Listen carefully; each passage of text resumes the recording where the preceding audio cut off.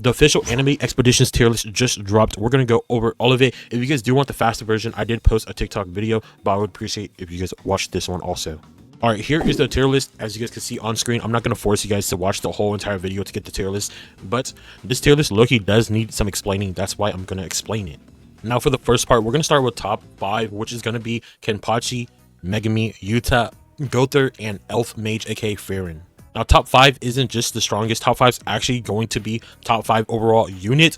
So this is going to be DPS, utility, support, and crowd control all mixed together, which would make these the top 5 best units. And then as you can see, Yuta actually doesn't have Unbound as his best trait. It's actually going to be Forsaken, which is the crit damage and crit rate trait, I'm pretty sure. Now this is going to be because of his passive, and if we take a look at his passive, it's going to say every 3 regular attack, follow up with a copy of an attack of the closest unit in range. The follow-up attack will do 100% of this unit's current damage plus 40% of the closest unit's current damage. On new attack, follow-up attack percentage of closest unit is increased by 20%. So he's buffing and he's taking the attack of the units.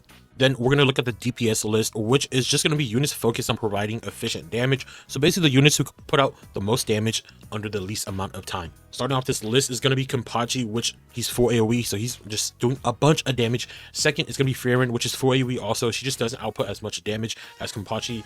Then third is the GOAT himself, Megumi, which understandable. He just isn't as efficient as these full AoE characters in front of him. Next is Gowther, which damage is insane, getting up to like 70 to 80k damage with Unbound. And then fifth on the list is actually a surprise. It's going to be Doflamingo. I see no one using him, but they said that he's actually really good, and there's a huge bug for him right now where his passive is actually doing more damage than intended, which is a glitch. They said that's a glitch, and this is where he places without the glitch, so he's even stronger with the glitch, which they said they're gonna patch soon. So there's that. Next is gonna be Diane, the Lady Giant. I'm pretty sure that's what she's called in game. Yuta Unbound. I'm pretty sure Yuta Unbound is not that good, as you can see here. Then next is the Battle Pass unit. I don't even know his name, but I heard he was decent. People were saying he was better than Kenpachi, which that's insane, bro. Moving on, we're gonna look at Ichigo here. Ichigo Unbound is like at the bottom of the list, which is pretty sad, bro. But I will say one thing about him: best shield breaker in the entire game. 8 attacks per hit per place down Ichigo, and you can place him 3 times, bro. It's insane. His Mirage passive, which I throw up on screen, is crazy. Next is gonna be Hollow. I think, I don't know his actual name, but he's mid-tier fire unit. I heard, including Sabo is a mid-tier fire unit, but they're the only fire units in the game, so it is what it is. Honestly, I heard Sabo was actually better than him, but on this list it looks like Sabo's not. And then lastly, the early access unit, True Saint, full AoE by the way, is mid. Moving on to utility, which units that excel in their use cases, provide situational support, or have synergy scaling mechanics, which that's basically Yuta's passive, bro. He scales off other units. And then we got Doflamingo, which stuns. I'm pretty sure, I don't really know his passives, I just throw it up on screen. We got Hollow, I don't know his passives either, I'll throw them up on screen. We got Ichigo, which W shield breaker, bro. He spawns a Mirage that attacks with him. 8 attacks per hit, crazy. Puppet, which, you know, it's not Puppet, Toy Maker, which summons units. Then for support, we're gonna have Gowther for the rewind and the marked enemy, which I think it marks the strongest enemy in the AoE. We got the Forbidden Teacher, which magic buff, 30% magic buff, W buff.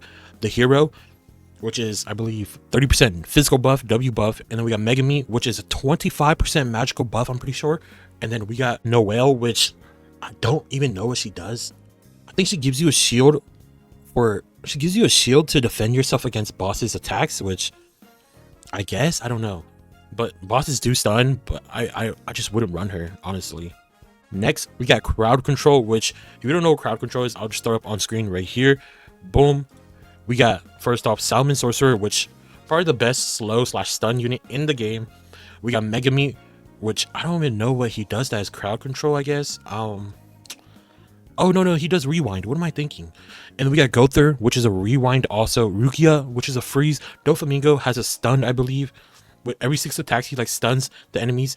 We got Kenpachi, which has an infinite slow, which I believe is a 1.5 times slow. I could be wrong. I'll throw his passive on the screen. Then lastly, we got Ice Mage, which he's a W consistent slow. I'm not gonna lie. He's W. All right, chat. That is the end of the video of this tier list. Thank you for making it this far. More videos soon to come. That's pretty much it.